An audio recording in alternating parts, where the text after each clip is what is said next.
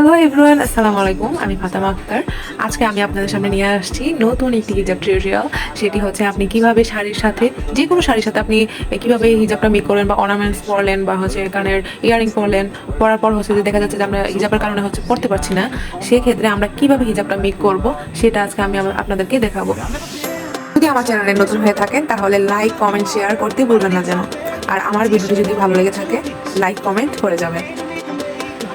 আপনারা চাইলে হচ্ছে হিজাবের সাথে ইনারটা পরতেও পারেন, আবার নাও করতে পারেন।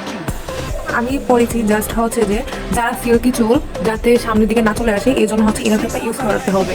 আর যারা ইউজ করতে না চান তাহলে অ্যাভয়েড করতে পারেন, আর যারা করবেন তাহলে করবেন, প্রবলেম নেই। জাস্ট আমি হচ্ছে যারা হচ্ছে জাস্ট একটু চুল বের করতে চায় তাদের জন্য এই সামনের দিক থেকে চুল হালকা আমি বের করে নিয়েছি, আপনারা দেখতে পাচ্ছেন।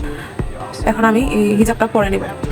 আমরা ম্যাক্সিমামই চেষ্টা করি যে আমরা ম্যাচিং ড্রেসের সাথে ম্যাচিং কিছু পরবো বা পরলে ভালো লাগে, আমরা ওই জিনিসটাই চাই। যেমন হোয়াইট শাড়ির সাথে লালটা কিন্তু একদম যায়, তাই না? সেটা আমরা ম্যাক্সিমামই সবাই চাই যেন আমরা যেটি করি না কেন যেন আমাদের ফেসের সাথে যায় বা আমাদেরকে ভালো লাগতেছে বা সুন্দর লাগে, আমরা সবসময় এটাই চাই। আজকে আমি আপনাদের এই দুইটা টিউটোরিয়াল দেখাবো যে শাড়ির সাথে কীভাবে আপনারা হিজাবটি করবেন ইজিলি। কোনো পিন লাগবে না, পিন ছাড়াই জাস্ট বসানোর জন্য যেন আমাদের হিজাবটা সরে না যায়, সেক্ষেত্রে আমরা এই কাজটা করব।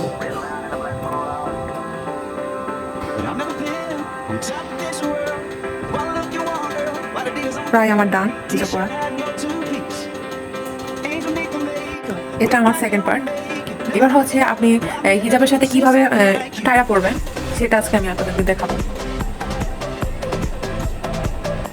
অবশ্যই হিজাবের সাথে টাইরা পরাটা অনেক ভালো লাগে। যে কোনো ক্ষেত্রে আমরা যদি অর্নামেন্টস না পরি তাহলেও আমরা হচ্ছে টাইরাটা কিন্তু রাখাই যায় হিজাবের সাথে।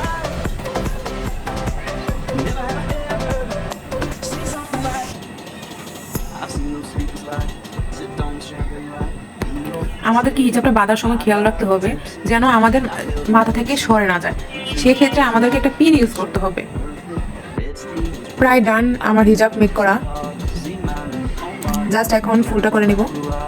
যদি আমার ভিডিওটি ভালো লাগে থাকে আপনারা লাইক, কমেন্ট, শেয়ার করবেন অবশ্যই, আর আমাকে সাপোর্ট করবেন যেন আমি আপনাদেরকে নতুন কিছু জিনিস প্রেজেন্ট করতে পারি। আমাকে সাপোর্ট করবেন। যারা আমার ভিডিওটি দেখে ভালো লাগছে তারা অবশ্যই কমেন্ট করে জানাবেন।